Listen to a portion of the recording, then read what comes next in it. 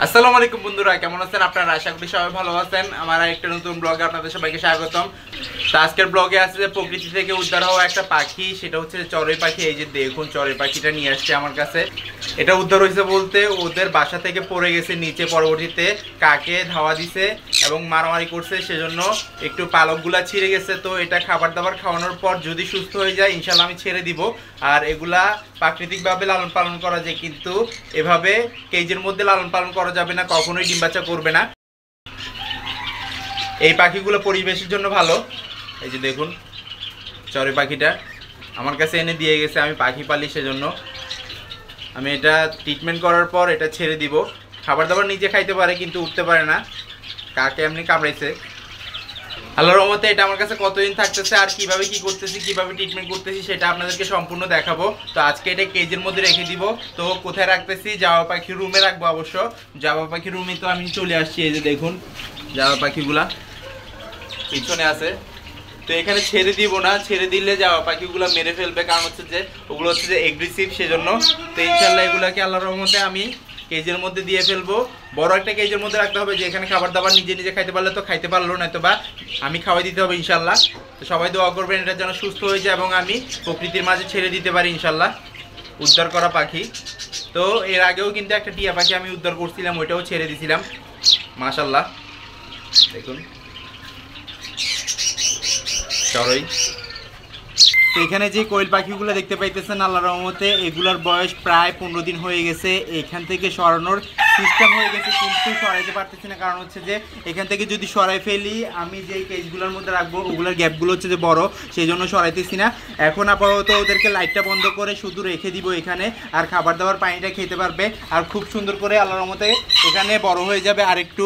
আর আরেকটু বড় হইলে ওই গ্যাপগুলোর মাঝখান দিয়ে বের হইতে পারবে না, সেজন্য আমি এগুলাকে আরও কয়েকদিন রাখবো, প্রায় 5 থেকে 10 দিন রাখবো, নয়তো বা সপ্তাহখানিক রাখবো, এর বেশি রাখবো না ইনশাল্লাহ। আপনারা সবাই দোয়া করেন। দেখুন কতটা সুন্দর করে এখানে আল্লাহর মতে লাফালাফি করতেছে আর হাঁটাহাঁটি করতেছে। তো এভাবে করে কিন্তু আমি ওদেরকে খুব সুন্দর করেই খাবার দাবার দিছি এবং পানিটা দিছি। এই কোয়েল পাখিগুলো কিন্তু আমি বগুড়া থেকে আনছি। বগুড়া থেকে আনার পর এগুলো আমি ব্রিড করাবো এবং ডিম বাচ্চা করাবো। এদের মাধ্যমে কি ডিম বাচ্চা পাওয়া যায় সেটাও আশা করতেছি, দেখা যাক আল্লাহর রহমতে। আমি তো চাচ্ছি যে সবগুলাই রেখে দিব, কিন্তু এখানে জায়গা হচ্ছে না, সেজন্য রাখা যাবে না। তো আরও কিছু কেজ আছে, ওই কেজগুলোর মধ্যে আমি দেখাচ্ছি আপনাদেরকে কি অবস্থা আছে না আছে। দেখুন, মূলত আপনারা যারা আমার ভিডিও দেখেন তাদেরকে একটা সাজেস্ট করব, আপনারা যদি কোয়েল পাখি আনেন এখানে কেজের মধ্যে বোর্ডিং করবে না। কেজের মধ্যে বোর্ডিং করা অনেক ঝামেলা, এদেরকে পানি দিতে এবং কেজের মধ্যে পানি দিতে এবং খাবার দাবার দিতে অনেক অসুবিধা হয়ে যায়, এগুলা পানির মধ্যে ডুবে মারা যায়। সেই জন্য আপনারা খুব কেয়ারলিভাবে একটা বড় বোর্ডিং সেন্টার তৈরি করবেন, পরবর্তীতে এগুলো লালন পালন করা শুরু করবেন। কেজের মধ্যে না করলেই ভালো হবে আপনাদের। আমি প্রথম অল্প অল্প কেজের মধ্যে করছি, ওগুলো ভালোভাবে ব্রিডিং হয়েছে, কোনো সমস্যা ছিল না। কিন্তু বেশি পাখি যদি একসাথে রাখেন তাহলে সমস্যায় পড়ে যাবেন, হয়তো মারা যাবে আর কেয়ার করতে পারবেন না। আমি তো সবসময় এসে দেখি যে ওদের কী অবস্থা আছে, কি করতেছে না করতেছে, আর কোনটা আল্লাহর মধ্যে কী রকম আছে, খাবার দাবার খাচ্ছে নাকি অসুস্থ হয়ে গেছে সেটা দেখি। আর যারা ধরেন একটা কাজ করতেছেন আর পাশাপাশি খামার করতেছেন এবং হচ্ছে যে কোয়েল পাখি লালন পালন করা শুরু করতে চাইতেছেন, তাদের জন্য বলতেছি যে এইখানে কিন্তু আল্লাহর রহমতে আপনারা খুব সুন্দরভাবে বোর্ডিংটা করে নেবেন। আর কেজের মধ্যে বোর্ডিং করবেন না, গোল করে যেই সিস্টেম করে বোর্ডিংটা করে ওইটা, আর বড় একটা স্পেসের মধ্যে ছেড়ে দিবেন, তাড়াতাড়ি বড় হয়ে যাবে ইনশাল্লাহ। এখানে দেখুন কারেন্টটা চলে গেছে, এখন লাইটটা বন্ধ করে দিতাম আমি, তারপরেও কারেন্টটা যখন চলে গেছে বন্ধই থাকুক। তো একটা বোর্ডিং সেন্টারে যদি বোর্ডিং করেন তাহলে একটার মধ্যে খাবার দাবার দিলে সুবিধা হয়ে যাবে আপনাদের। আর আমি তো কেজি বোর্ডিং করতেছি আপাতত আল্লাহর রহমতে, 6টা কেজের মধ্যে বোর্ডিং করতেছি। যেখানে ছোট ছোট কোয়েল পাখিগুলো ছিল ওগুলাও আলাদা করে ফেলছি, অন্য একটা জায়গায় দেখাবো আপনাদেরকে। ওইখানে 5 পিস কিং কোয়েলেরও বাচ্চা আছে এবং লাস্টবার যেই কোয়েল পাখির বাচ্চাগুলো ফুটছে ওগুলো থেকে আল্লাহর রহমতে খুব সুন্দর করে যেগুলা ফুটছে ওগুলো বড় হয়ে গেছে মাশাল্লাহ। এই যে দেখুন, আল্লাহর রহমতে আমি আশা করতেছি আর কয়েকদিন পর এগুলো সবগুলো বড় হয়ে যাবে আর গ্যাপটা দিয়ে বের হবে না। যেখানে আমি ডিম সংগ্রহ করি ওইখানে, তো ওইখানে প্রায় 1 মাসের মধ্যে রাখলে আল্লাহর রহমতে ডিম দেওয়া শুরু করে দিবে, আমি আশা করতেছি। এই যে দেখুন খাবার দাবার খাচ্ছে, পানিটাও দেওয়া আছে। তো আজকে থেকে লাইট বন্ধ থাকবে, ইদানিংয়ে লাইট বন্ধ করি না আমি, কারণ হচ্ছে যে রাতে যখন লাইট বন্ধ করতাম ওরা একটা আরেকটার উপরে উঠে মারা যাইতো, নিঃশ্বাস নিতে পারতো না সেজন্য। আর এই যে দেখুন এখন লাইটটা জ্বালানোর কারণে হাঁপাচ্ছে, লাফালাফি করতেছে। তো এটা হচ্ছে 3 নাম্বার কেজ। 4 নাম্বার কেজের মধ্যেও আল্লাহর রহমতে খুব সুন্দর মতো রেখে দিছি। অনেকে প্রশ্ন করতে পারেন এগুলা কি গনে গনে রাখছেন নাকি, না এগুলো আমি গনে গনে রাখি নাই, এগুলো আন্দাজ অনুযায়ী রেখে দিছি। এখানে যতগুলা মানে জায়গা হয়েছে ততগুলা রেখে দিছি। একটু গ্যাপ দিছি যেন ওরা লাফালাফি করতে পারে এবং খাবার দাবার খাইতে পারে, একটু রিল্যাক্সভাবে বসতে পারে।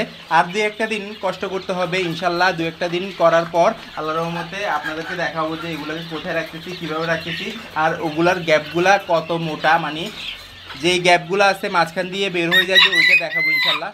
এই যে দেখুন, তো কিছু ডিফারেন্ট হোয়াইট কালার এবং ফুটফুটে কালারও এখানে আছে। খুব সুন্দর করে এগুলো কিন্তু বড় হয়ে গেছে। যারা আমার রেগুলার ব্লগ দেখেন তারা তো জানেন অবশ্যই এগুলো আমি কোথা থেকে আনছি, কীভাবে বোর্ডিং করছি, আর আমি গোল করেও বোর্ডিং করছি।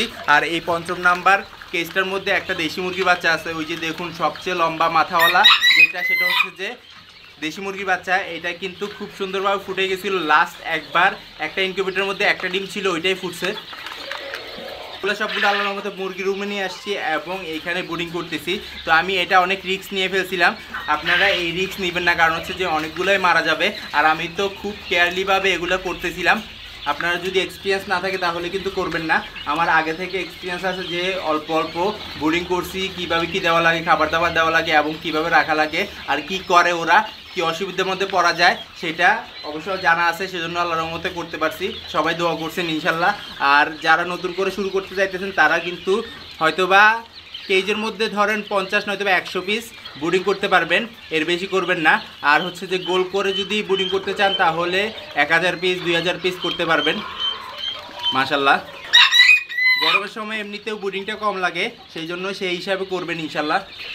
এই যে দেখুন আল্লাহর রহমতে 5 নাম্বার কেজের কোয়েল পাখিগুলা, সবগুলোর মধ্যে একটা বোতলের মধ্যে পানি আছে, খাবার দাবার নিচে আছে। খাবার দাবার খেয়ে খাবার দাবারের উপরে লাফালাফি করে, দৌড়াদৌড়ি করে। এই যে দেখুন হাঁপাচ্ছে। তো এগুলা কি সবগুলাই কি আমি কেজের মধ্যে রাখবো নাকি সেটা নিয়ে একটা প্রশ্ন আছে আপনাদের। আমি সবগুলা রাখবো না, এখান থেকে মেলগুলো সরাই ফেলবো এবং ফিমেলগুলো রাখবো। ফিমেল কত পিস হয় সেটা দেখতে হবে, আর মেল কত পিস হয় সেটা দেখতে হবে। মেলগুলো আমি সেল করে দিব। কিছু রাখবো যেগুলো আমি 20 ডিম নিব, ওগুলা প্রায় 200 পিসের মতো আল্লাহর রহমতে 20 ডিমের জন্য রাখবো, আর 300 পিস এমনি ডিমের জন্য রাখবো ইনশাল্লাহ আল্লাহর রহমতে। তো দেখুন, তো প্রায় সপ্তাহখানিক নয়তো বা 15 দিন পর বুঝে যাবে যে এখানে মেল কয়টা ফিমেল কয়টা।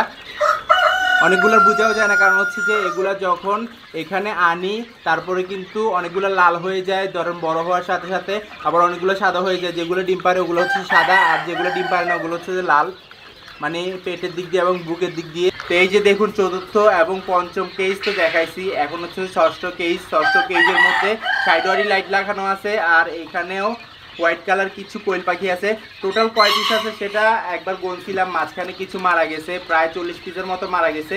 এখন কয় পিস আছে সেটা ওই বড় কেজের মধ্যে ছাড়ার পর ইনশাল্লাহ আপনাদেরকে দেখাবো এবং জানাবো কিভাবে কি আছে না আছে আল্লাহর রহমতে। দেখুন মাশাল্লাহ।